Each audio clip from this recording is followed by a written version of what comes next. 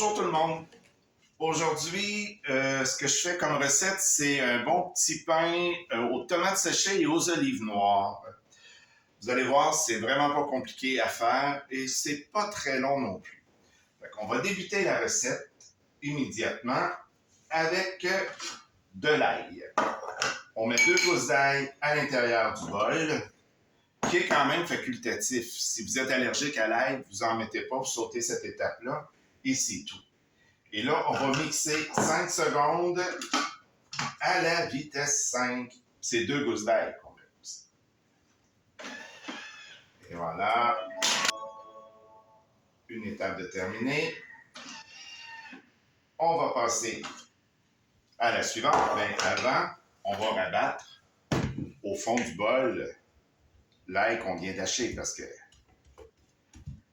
ça s'est collé partout sur la paroi.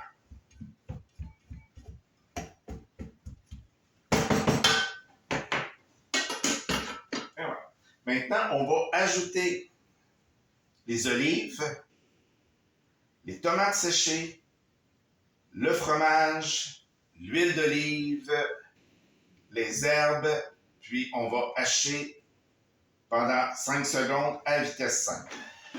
C'est parti. On va rabattre un peu parce que, comme vous pouvez le voir, tout est collé le long des parois. On va rabattre le tout dans le fond.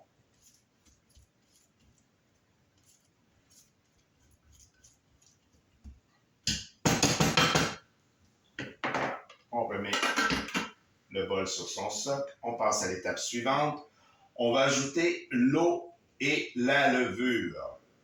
Bon, l'eau, c'est 300 grammes. Je vais aller chercher ma balance. Et ensuite, on va mettre 2 cuillerées à thé et demi de levure sèche.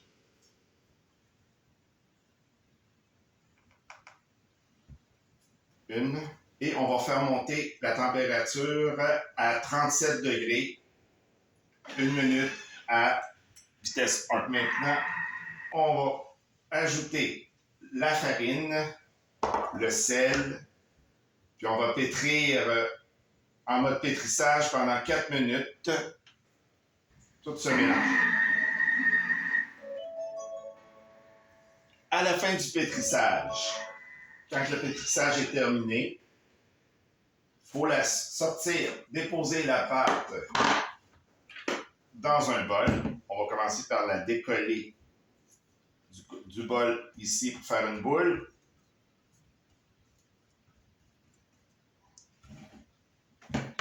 Petite boule comme ça ici à l'intérieur. Et là, on la transvase dans un autre bol. On va mettre une pellicule plastique par-dessus, légèrement huilée. La pellicule plastique. Et là, je vais mettre ça dans le four pendant 1 heure avec la lumière allumée du four. L'heure de lever est maintenant terminée. On va donner un petit coup de poing dans la pâte. Je vais me mettre un peu de farine sur les doigts.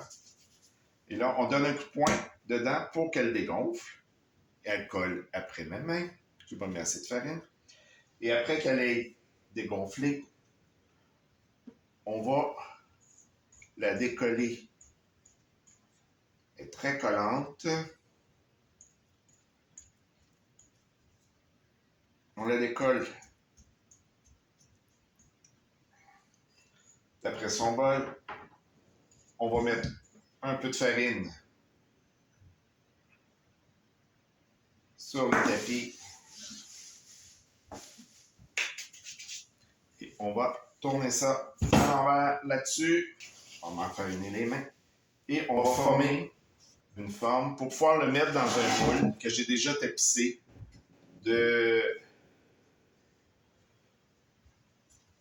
On commencera à former une boule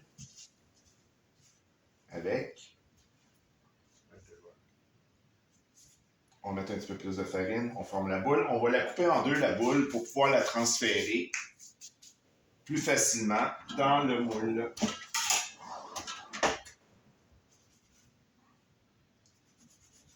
Voilà. Et là, je la prends. Je prends une première boule. que je mets dans le moule. Maintenant que c'est dans le moule, on retourne ça au four avec un plat d'eau chaude pendant 45 minutes avec la lumière du four allumée. La deuxième partie de levée du pain est maintenant terminée. Je vais partir maintenant mon four. J'ai retiré le plat du four après la deuxième partie. Je vais maintenant partir mon four à 425 degrés Fahrenheit. Et quand il aura atteint sa température, je vais remettre le moule au four pour le faire cuire pendant 30 minutes. Fait que c'est parti. Bon, après la demi-heure de cuisson, il faut démouler le pain, l'enlever dans son moule et on éteint le four et on remet au four pour 5 minutes, mais sans que le four soit allumé. Il faut vraiment l'éteindre. Il est beau. Je le remets au four. À la fin de 5 minutes, il ne faut quand même pas oublier quand on démoule le pain, il faut enlever le papier parchemin aussi pour pouvoir remettre le pain dans le four avec le four éteint pour pouvoir le faire sécher. À la fin de 5 minutes, on le ressort du four et on va le mettre sur une grille pour le laisser refroidir avant de commencer à le couper. Voilà le beau pain terminé. Voilà, je viens de terminer mon premier pain à vie que moi j'ai fait. C'est plus mon conjoint qui fait le pain à la maison. Je le trouve très beau. Fait que j'ai bien hâte d'y goûter. Sur ce, bon appétit. On se revoit bientôt avec une autre vidéo. Au revoir.